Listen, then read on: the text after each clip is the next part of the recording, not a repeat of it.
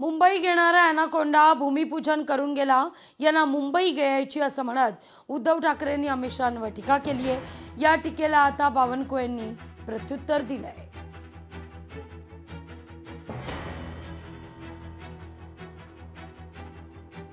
मुंबईवरती कोणाचा डोळा तुम्हाला माहिती आहे? खास करून दोन व्यापाऱ्यांचा। जिजामाता उद्यानात लवकरच अॅनाकोंडा येणार। आता आपण पेंग्विन आणले, त्याच्यामुळे लाखो पर्यटक तिकडे वाढले। नक्कीच मला त्याचा अभिमान आहे।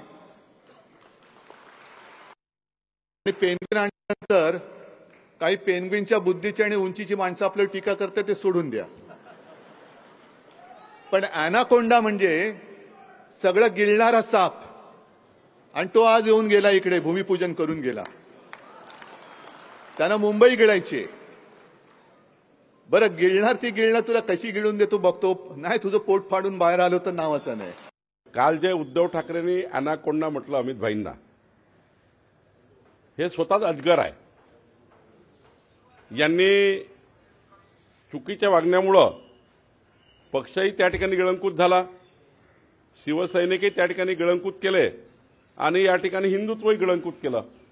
आणि त्यामुळं हे जे म्हणतात ना, हे वैफल्यग्रस्त मानसिकतेमध्ये म्हणतात। त्यांनाही माहीत आहे की आता राज्यामध्ये त्यांना काही वाव नाही।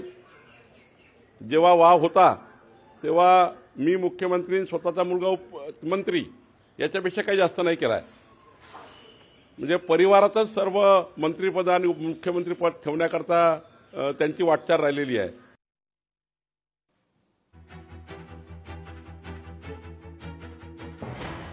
हे अॅनाकोंडा स्वतः आहेत। गेले 25 वर्ष या मुंबई महापालिकेच्या तिजोरीवर असा मोठा विळखा घालून बसलेले आहेत। आणि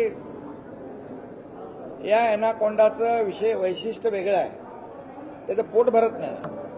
म्हणजे मुंबईची तिजोरी गिळली, मुंबई गिळली, मुंबईतल्या रुग्णांची खिचडी गिळली।